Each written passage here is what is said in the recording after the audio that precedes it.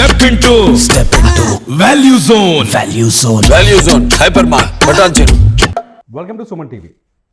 తెలంగాణ ప్రభుత్వం ప్రతిష్టాత్మకంగా తీసుకున్న, ముఖ్యంగా రేవంత్ ప్రభుత్వం తీసుకొచ్చిన ప్రజాపాలన దరఖాస్తు పత్రంలో అనేక సందేహాలు ఉన్నాయి.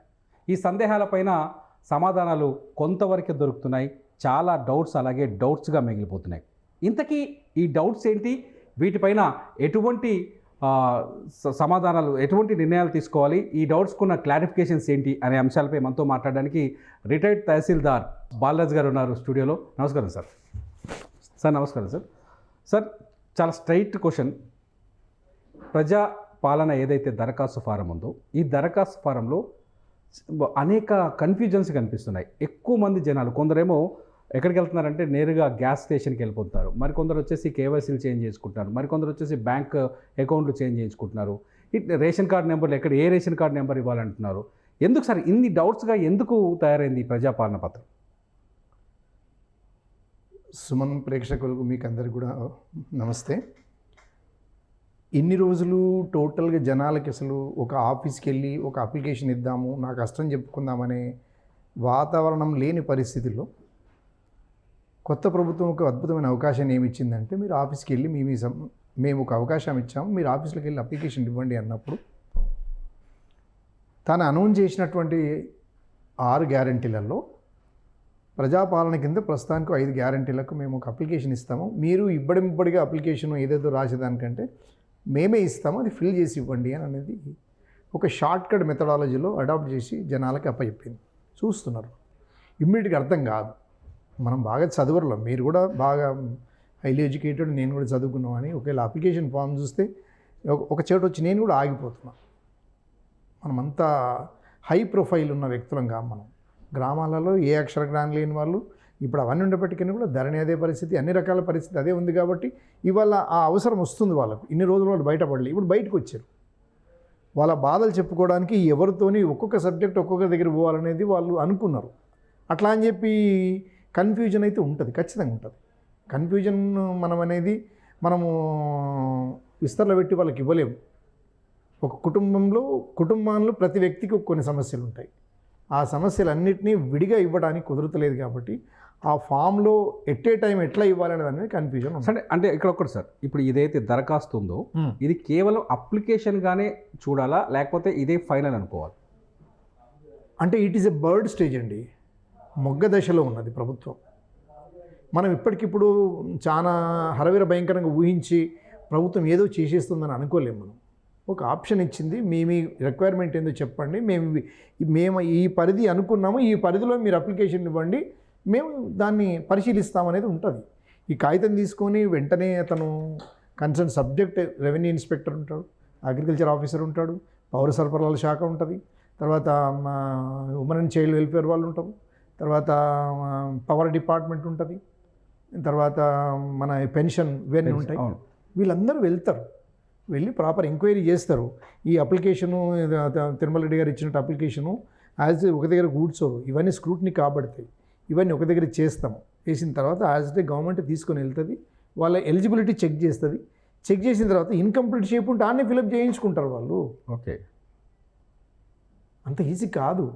ఈ అప్లికేషన్ మీ ఇంటికి వస్తారు, తిరుమల రెడ్డి గారు ఇంటికి వచ్చి, సార్ మీరేమడిగారు, రైతు భరోసా అడిగారు, మీ ఇంట్లో మీ పేరు మీద ఎంత ఉంది, 5 ఎకరాలు ఉంది, పాస్బుక్ ఉందా మీ పేరు మీద, ఓకే ఉన్నది, మీ అబ్బాయి పేరు మీద 2 ఎకరాలు ఉంది, ఓకే ఉన్నది, మీ అమ్మాయి పేరు మీద ఇల్లు తిరుగుతాం.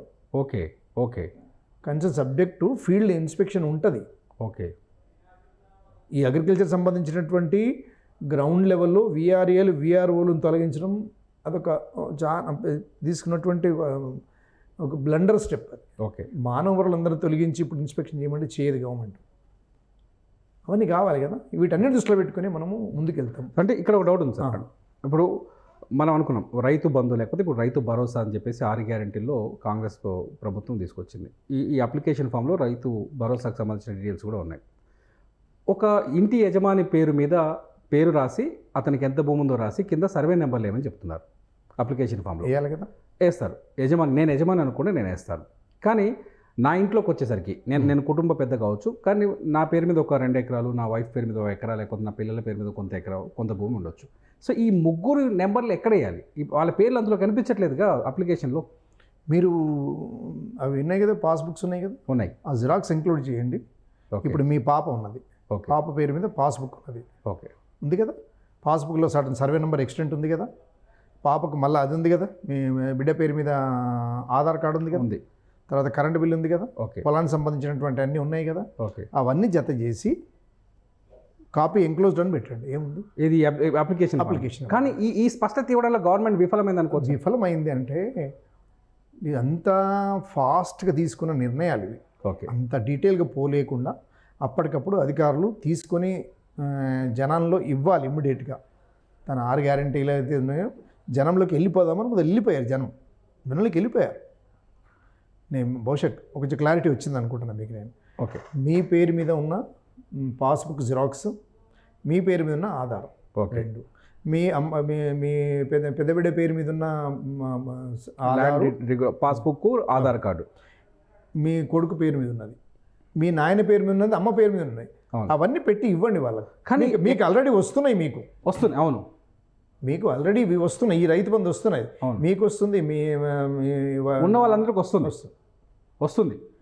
అదే దాన్ని ఇప్పుడు మీరు ఇట్లా ఆ రకంగా ఇవ్వండి అని అంటున్నాడు. అంటే ముఖ్యమంత్రి ఇవాళ సీఎం సమీక్ష నిర్వహించిన తర్వాత రేవంత్ రెడ్డి ఏం చెప్పారంటే, గతంలో రైతు బంధు ఎవరికైతే వస్తుందో వాళ్ళు రైతు భరోసాకి కొత్తగా దరఖాస్తు చేసుకోవాల్సిన అవసరం లేదు అని చెప్పారు.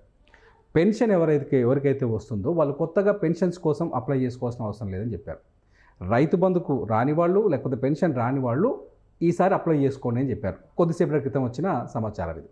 సో ఈ ఎన్క్లోజ్ చేయాలని మీరు అన్నట్టుగా పాస్ పుస్తకాన్ని ఎన్క్లోజ్ చేయండి, లేకపోతే జిరాక్స్ తీసుకొని మిగతా పట్టదారు పాస్ పుస్తకాలని, లేకపోతే ఆధార్ కార్డు అని ఇవన్నీ చెప్పట్లేదు. కేవలం రేషన్ కార్డు లేకపోతే ఇంకో ధృవీకరణ పత్రం రెండింటినే ఎన్క్లోజ్ చేయండి అని చెప్తున్నారు. వాళ్ళు చెప్పలేదు, మనం ఎంక్లోజ్ చేస్తే తప్పే ఉంది. అది మనం అనుకుంటున్నాం, కానీ ప్రజలకు కన్ఫ్యూజన్ ఉంది కదా. కన్ఫ్యూజన్ ఉందంటే మనం ఏం చేయలేమండి.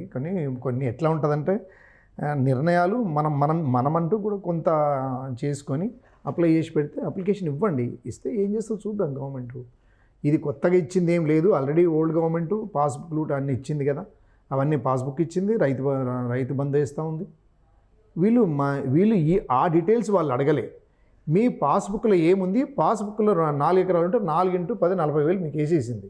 అవును, నేను మీకు వేస్తాను, వేసే ముందు మీరు నాకు కొంత ఇవ్వండి వివరాలను తీసుకుంటుంది. ఆల్రెడీ 1,58,00,000 ఎకరాల భూమికి వేస్తున్నాం మనం. ఓకే. వానకాలం వేస్తున్నాం, యాసంగి కలిపి వేస్తున్నాం. 1,58,00,000 ఎకరాలకు వేస్తున్నప్పుడు అంటే ఇండివిజువల్గా ఏం అడుగుతుంది అనేది అప్లికేషన్ అడుగుతుంది, అప్లికేషన్లు పెట్టి ఇవ్వండి. కానీ ప్రభుత్వం ఏదైతే ప్రజాపాలనకు వెళ్లే ముందు ఈ స్పష్టత దరఖాస్తుదారులకు ఇవ్వడంలో పూర్తిగా విఫలమైందని చెప్పొచ్చు. విఫలమైందని అట్లా అనలేము సార్. రైట్ నో మనం ఏం అనలేము. మనం ఏంటంటే అప్లికేషన్ సైజ్ ఇంత పొడవు, ఇప్పుడు ఆదానికే కన్ఫ్యూజన్ ఉన్నారు, ఇంత పెద్ద అప్లికేషన్ అన్నట్టుగా. అరటి పండు ఒలిచి నోట్లో పెట్టినా కూడా అయ్యో నా నమ్మడానికి కష్టమవుతుందనే అలవాటు చేస్తున్నాం మనం ప్రజానికాన్ని. అది చైనా వాడు ఏం చేస్తాడు, నాకు ఆకలి అవుతుందంటే కొలను చూపిస్తాడు, చేపలు వేటాడమంటాడు, వండుకొని తినమంటాడు. మనం అట్లా చేస్తలేము. కానీ సేమ్ కన్ఫ్యూజన్, ఇదే 6 గ్యారంటీల్లో మహాలక్ష్మి పథకం కింద కూడా సేమ్ కన్ఫ్యూజన్ కనిపిస్తుంది. మహాలక్ష్మి పథకం కింద ఒక మహిళకి 2,500 రూపాయలు ఇస్తామన్నారు. ఏ క్రైటీరియాతో ఆ మహిళని సెలెక్ట్ చేస్తారో చెప్పలేదు. ఓకే, అది వదిలేద్దాం. అర్హత కావాల్సిన వాళ్ళందరూ టిక్ మార్క్ పెట్టమని చెప్పారు. ఆ తర్వాత 500 రూపాయల గ్యాస్ సబ్సిడీ కావాల్సిన వాళ్ళని టిక్ మార్క్ పెట్టమని చెప్పారు. సో ఇక్కడ ప్రాబ్లం ఏమొస్తుందంటే 500 రూపాయల గ్యాస్ సబ్సిడీ కోసం భర్తల పేరు మీద ఉన్న గ్యాస్ కనెక్షన్స్ని ఇమీడియట్లీ భార్యలు చేంజ్ చేసుకోవాల్సిన అవసరం ఏర్పడిందా?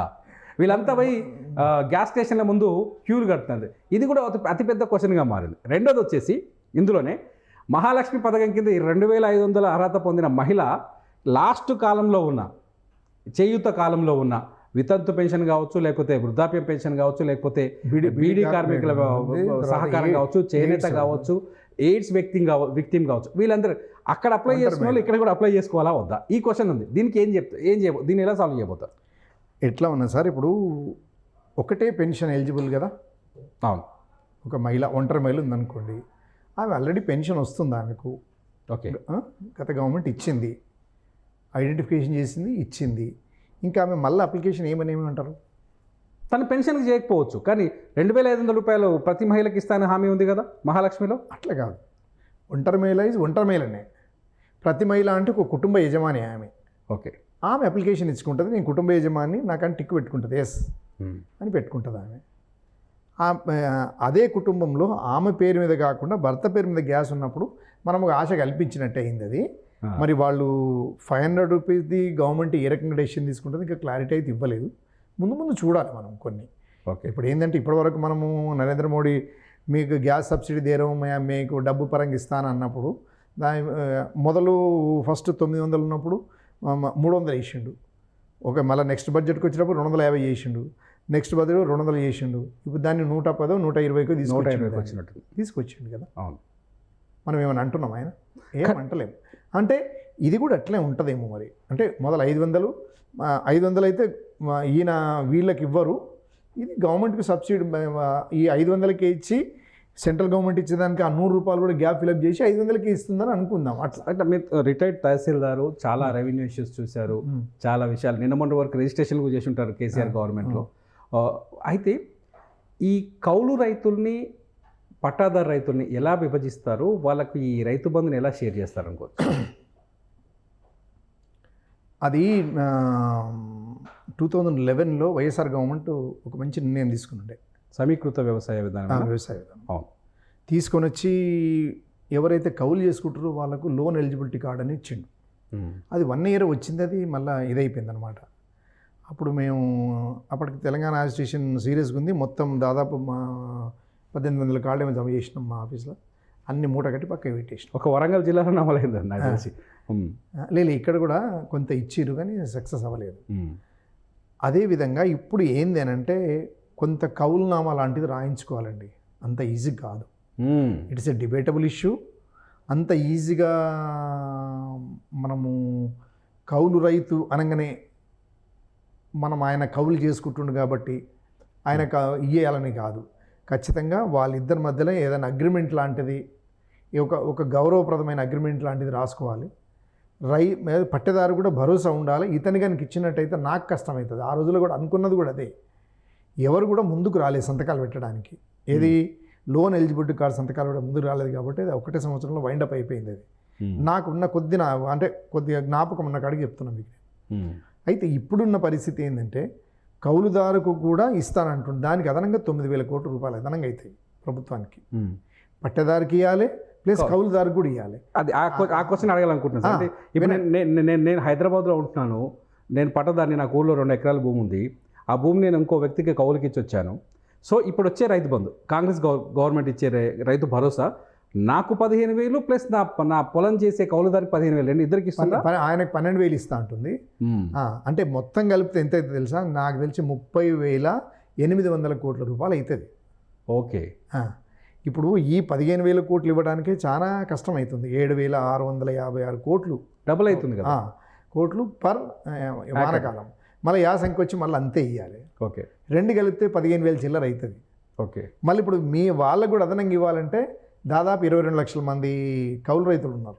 22 లక్షలు ఇంటూ 15,000 వేసుకుంటే దాదాపు 9,000 కోట్లు అవుతుంది. ఓకే. ఇప్పుడు ఇదే లేదు, అది ఎట్లా ఇస్తుంది? అందుకనే బాగా పర్ఫెక్ట్గా ఐడెంటిఫై చేసి ఒక గ్రామాన్ని లేకపోతే ఒక మండలాన్ని యూనిట్గా తీసుకొని ఒక పంచాయతీ కూర్చొని కౌలుకి ఎవరు చేస్తారు, ఆ 22 లక్షల మంది ఎంతవరకు పర్ఫెక్ట్ అనేది చూసుకోవాలి. అట్లయితేనే వాళ్ళకు నిజంగానే వ్యవసాయం చేస్తున్నట్టయితే వాళ్ళకి ఇవ్వాలి. వాళ్ళకి ఇచ్చినట్టయితే పట్టేదారికి ఇవ్వకుండా దాన్ని సీలింగ్ పెట్టి ఏదైనా చేయాలి తప్ప ఈ ఇద్దరికి ఇవ్వడం అనేది గవర్నమెంట్కు శక్తికి మించిన పని అవుతుంది. అది ఇక్కడ మనం ఇప్పుడు మనలాంటి మీడియా ద్వారా ఒక బాధ్యతాయుతమైన స్థానంలో ఉన్నారు మీరు. మీకు కూడా మంచి ఏది సబ్స్క్రిప్షన్ ఉన్నారు, చదవరు ఉన్నారు, చూసేవాళ్ళు ఉన్నారు. కాబట్టి మనము ఒక క్రిటిసిజం కాన్సెప్ట్ కాకుండా ఒక బాధ్యతాయుతంగా ఏం చెప్పాలంటే ఇది కరెక్ట్ కాదు, ఇట్లా చేస్తే బాగుంటుంది అనేది కూడా మనం డౌట్స్ క్లారిఫై చేయాల్సిన అవసరం ఉంది. రెండోది ఇందులోనే ఇంకో క్వశ్చన్ కూడా ఉంది సార్. ఇదే అప్లికేషన్ పథకంలో, ఇదే రైతు భరోసాలో సాగు చేస్తున్న భూమి విస్తీర్ణం ఎంత అని ఒక కాలం పెట్టారు. 2 రోజుల క్రితం ఒక సమాచారం అందింది సెక్రటరియట్ నుంచి. ఏంటంటే రైతు భరోసాని కొంతవరకే పరిమితం చేస్తారు, కేవలం సాగు చేసే భూమికి మాత్రమే రైతు భరోసా ఇస్తారు. అది కూడా ఈ రాష్ట్రంలో ఉన్న రైతులకు మాత్రమే ఇస్తారు. పక్క రాష్ట్రంలో లేకపోతే ఇక్కడ భూమి ఉండి అమెరికాలో ఉన్న ఎన్ఆర్ఐలు కావచ్చు, వాళ్ళు కావచ్చు, వీళ్ళకి కావచ్చు, ఈ రాష్ట్రంలో లేని వాళ్ళకి రైతు భరోసా ఇవ్వరు అని చెప్పేసాను. ఆ కాలంలో అందుకే తీసుకొచ్చారు అనుకోవచ్చా? చాలా డిబేట్లో చాలామందికి చెప్పాను సార్ నేను. 5 ఎకరాల వరకు మనము నిర్బంధంగా ఇవ్వాలి. 1 నుంచి 2.5 ఎకరాల లోపల 64.39% ఉన్నారండి. 2.5 ఎకరాల నుంచి 5 acres వరకు 23% ఉన్నారు. అంటే 2 కలిపితే 88% ఉన్నారు వీళ్ళు. 5 నుంచి 10 వరకు 9% ఉన్నారు. ఓకే. ఇక మిగతా అంతా కలిపితే ఎంతో చూడండి మీరు.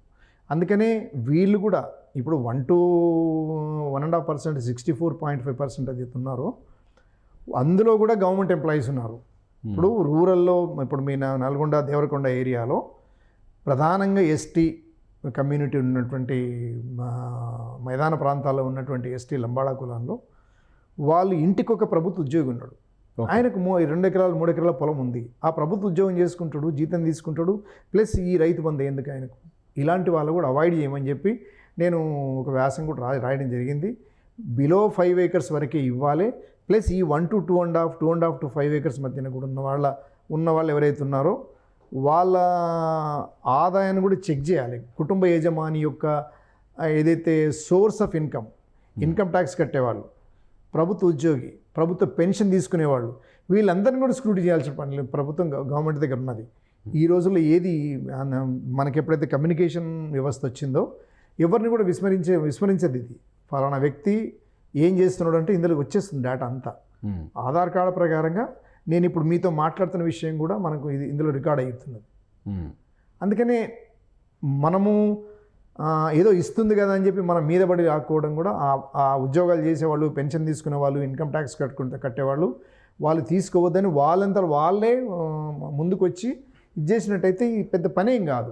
అంటే రేవంత్ గవర్నమెంట్ ఎటువైపు అడుగులు వేసే అవకాశం, ఎటువైపు అడుగులు వేసినా కూడా ఇప్పుడు 12,000 ఆయనకు, మీకు 15,000 ఇవ్వడం అనేది సమంజసమైన నిర్ణయం కాదు.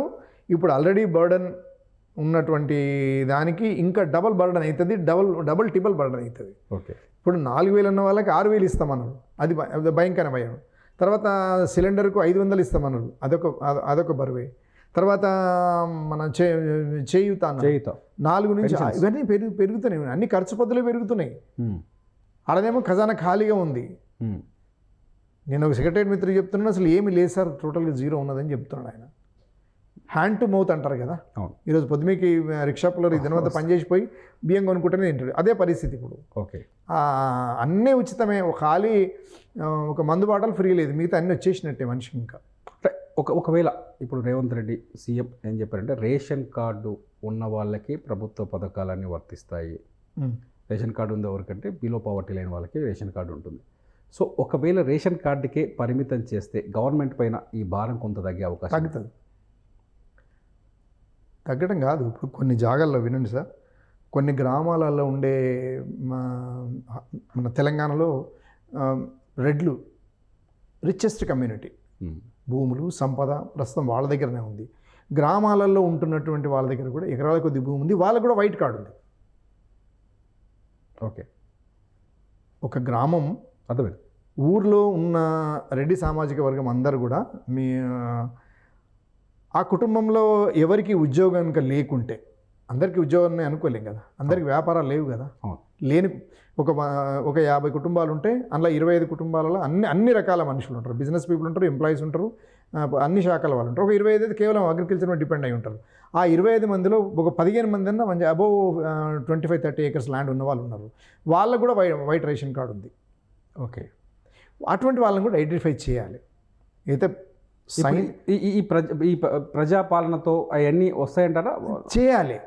ఓకే. లేకుంటే ఆర్థికంగా ఇంకా కుంగదీయబడతాం. మీరు అడిషనల్గా డిమాండ్ చేసిండ్రు, అడిషనల్గా ఫెసిలిటీ ఇస్తామన్నారు, అది ఊరికైనా రావు కదా తిరుమల రెడ్డి గారు. సో ఈ డబ్బులు కావాలి కదా, సోర్స్ ఆఫ్ ఇన్కమ్ ఇప్పుడు ఏం లేదు. ఓన్లీ ట్విన్ సిటీకి సంబంధించినటువంటి హైటెక్ సిటీ ఇవన్నీ రావట్లా, సంవత్సరానికి కొన్ని కోట్లు జమ అవుతున్నాయి. హైయెస్ట్ సోర్స్ ఆఫ్ ఇన్కమ్ మనదే, ఇంకెక్కడ లేదు, ఇంక్లూడ్ ఆంధ్రప్రదేశ్లో. మనం ఇక్కడ కూర్చొని ఇప్పుడు మీ సుమన్ టీవీ బోర్డు ట్యాక్స్ కడుతుంది ఇయర్లీ. అవును కదా, ఇవన్నీ జమ అవుతున్నాయి కదా. Next source of income excise శాఖ. ఈ రెండు కనుక లేకుంటే ఇప్పుడు లేకుంటే ఏంది, ఇప్పుడు పాయింట్కి రాలే ఇంకా. ఇవన్నీ వల్ల జమ అవుతున్నాయి. అవి వచ్చినట్టుగా మా పెన్షన్ ఇస్తారు, గవర్నమెంట్ ఎంప్లాయీస్ శాలరీస్ ఇస్తున్నారు, అక్కడక్కడ మిత్తిలు కడుతున్నారు. అప్పులుగానే ఉండిపోతున్నాయి. అప్పుడు అసలే ఉంటుంది, మిత్తిలన్నీ ఉండిపోతున్నాయి, మిత్తిలు కట్టుకుంటూ పోతున్నారు. అది పరిస్థితి.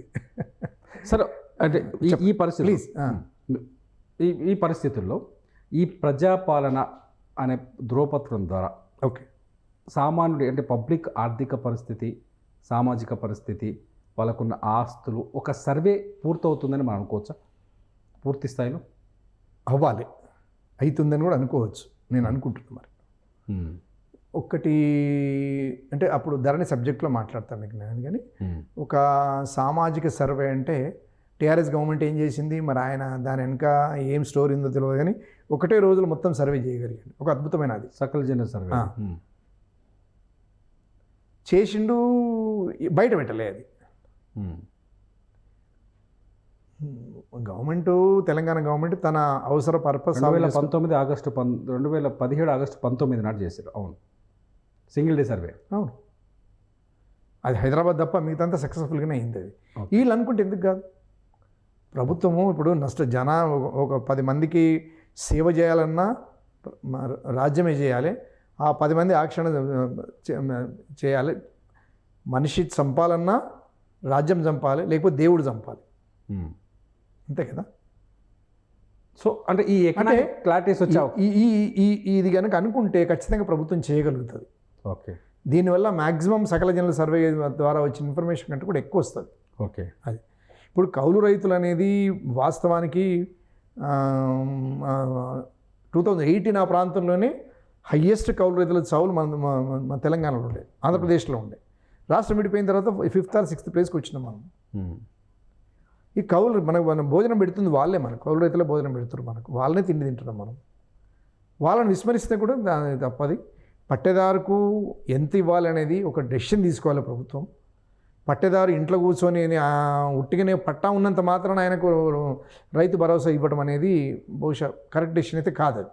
సో లాస్ట్ క్వశ్చన్ సార్ ఈ సబ్జెక్ట్లో, ఇంకా ఈ ప్రజా పాలన అప్లికేషన్ ద్వారా గవర్నమెంట్కి ప్రభుత్వ పథకాలని అమలు సులభం అవుతుందా? అయ్యే ఛాన్సెస్ ఎంతవరకు ఉన్నాయి? ఖచ్చితంగా ఉంటాయి. కొంచెం టైం తీసుకుంటారు. ఒక 100 రోజులు అయితే వాళ్ళు ప్రామిస్ చేసిండ్రు. ఈ లోపల కొన్ని ఉంటాయి, కొంత నడుస్తూ ఉంటుంది. గత ప్రభుత్వం ఇక మేము ఉద్యోగాలు ఇస్తున్నాము, నోటిఫికేషన్ ఇస్తున్నాము, అవన్నీ ఇస్తున్నాము, ఇవి ఇస్తున్నామని మొత్తం దగ్గర దాకా మొత్తం నోటి దాకా తీసుకొని వచ్చి గబుకును గుంజుకొని పడేసినట్టు అయింది కదా. అంత అధ్వానం ఉండకపోవచ్చు. ఎందుకంటే కొన్ని చేద్దామన్నా కూడా డబ్బు కూడా కావాలి కదా, సోర్స్ ఆఫ్ ఇన్కమ్ కూడా. అవన్నీ వచ్చి ఖజానా డబ్బు పడతాయి కదా, ధైర్యం చేసేయగలుగుతాయి కదా. అంటే మనము ఒక ప్రభుత్వం వద్దనుకున్నాము, కొత్త ప్రభుత్వం తెచ్చుకున్నాము, అప్పుడే మనము డబ్బు కావాలి, అప్పుడే సుఖాలు పెరిగిపోవాలనుకుంటే కుదరదు. కొన్ని ప్రయత్నాలు చేస్తుంది గవర్నమెంట్. ఫెయిల్ అయినప్పుడు జనం ఊరుకోరు, ఆటోమేటిక్గా మళ్ళీ జవాబు చెప్తారు, ఊరుకోరు. సైలెంట్గానే డీసెంట్గానే ఉంటున్నాడు. అట్లా అని చెప్పి అడగలు పవర్ కూడా ఇవ్వలేదు గవర్నమెంట్. మొదటి గవర్నమెంట్ అంతకంటే ముందు వేసినప్పుడు అయితే నేను మా ఇంటిలో తీసుకుపోయి మా తెలంగాణ అభిమానంతో ఓటు వేయించిన. నేను సెకండ్ టైం వస్తే కల్లా ఆయన నియత ఖరాబ్ చేసుకున్నట్లయితే మనం ఏం చేస్తాం సార్? ఇక సరే సార్, థ్యాంక్ యూ. అది విషయం. మొత్తానికి ప్రజాపాలన దరఖాస్తు పత్రంలో కొంత సందేహాలు అయితే ఉన్నాయి. ఈ సందేహాల పట్ల ప్రభుత్వం నుంచి కానీ అధికారుల నుంచి కానీ ఇంకొంచెం స్పష్టత అయితే రావాల్సి ఉంది. తహసీల్దార్ బాలరాజు గారు కూడా, రిటైర్డ్ తహసీల్దార్ బాలరాజు గారు కూడా చెప్తున్నారు ప్రభుత్వం కొంత స్పష్టత ఇవ్వాలి, దాంతోపాటు దరఖాస్తుదారులు కూడా కొన్ని జాగ్రత్తలు తీసుకోవాలని చెప్తున్నారు. చూస్తూనే ఉండండి సుమన్ టీవీ.